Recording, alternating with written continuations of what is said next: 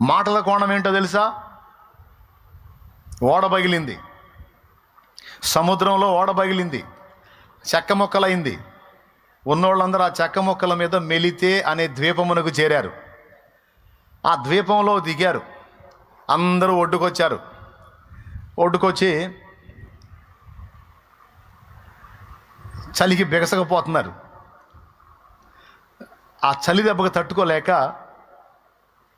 అక్కడున్న పుల్లలన్నీ ఒక కొప్పేసుకొని చలిమంట వేసుకొని అందరూ చలి కాపుకొని ప్రాణాలు కాపాడుకుంటున్నారు.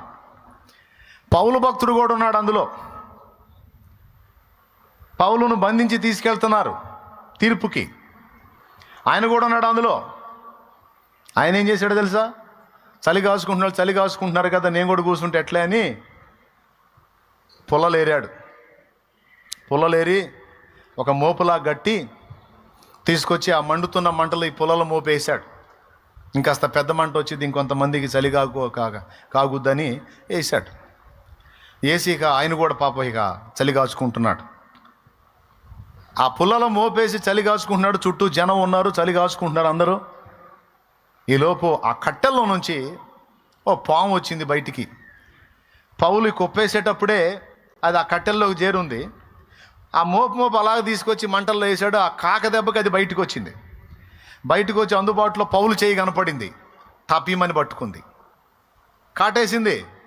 కాటేసి వదల్లా అట్టనే పట్టుకొని ఉంది అలాగా ఆయన చేతిని. జస్ట్ అప్పుడే చావు తప్పి కన్నులు అట్టుపోయినట్టుగా బయటపడ్డారు. వెంటనే మళ్ళా ఇదొకటి. చుట్టూ ఉన్న జనం ఏమన్నారో తెలుసా? ఇతడెవడో భయంకరమైన పాపిలాగున్నాడు, భయంకరమైన పాపిలాగున్నాడు. అరే, సముద్రంలో తప్పించుకుంటే సర్పము కాటుకు బలవుతున్నాడు. ధర్మం అతన్ని బ్రతకనీయదు. ఇతడెవడు అన్యాయస్తుడిలాగున్నాడు, నేరస్తుడిలాగున్నాడు. ఇతడు తేడా. సముద్రంలోంచి చావు తప్పించుకున్న సర్పరూపంలో చావు వచ్చేసింది అని మాట్లాడేసి వెంటనే వాళ్ళ మాటలకు వచ్చేసినాయి. చూస్తారా ఆ సన్నివేశం? చూడండి, అపోస్తలుల కార్యములు 28వ అధ్యాయం 4వ వచనం. ఆ ద్వీపవాసులు ఆ జంతువు అతని చేతిని వేలాడుట చూచినప్పుడు నిశ్చయముగా ఈ మనుషుడు నరహంతకుడు, ఇతడు సముద్రము నుండి తప్పించుకునినను న్యాయం అతన్ని బ్రతుకునేదని తమలో తాము చెప్పుకొనిరి. అతడైతే ఆ విష జంతువును అగ్నిలో జాడించి వేసి దేవునికి స్తోత్రం కలుగును ఏ హానియు పొందలేదు. వారు అతని శరీరము వాచునో లేక 5వ వచనంలో ఏమన్నారండి? వాళ్ళన్న మాటని విన్నాడు, అయ్యేం పట్టించుకోవాలా. నిజంగా వాళ్ళ మాటలు కానీ పౌలు తీసుకొని ఉంటే దెబ్బకే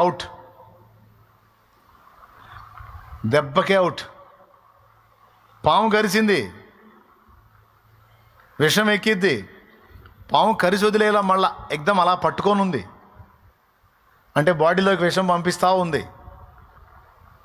నన్ను తీసుకొచ్చి మంటలు వేస్తావా అని పట్టుకొని విషం ఎక్కిస్తూ ఉంది ఫుల్గా.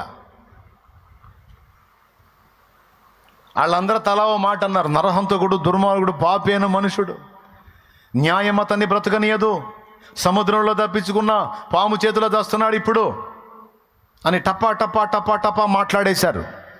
ఒక్కొక్కడు ఎదురు చూస్తూ ఉంటాడు. మనుషుల్ని బాగు చేసే మాటలు మాట్లాడరు,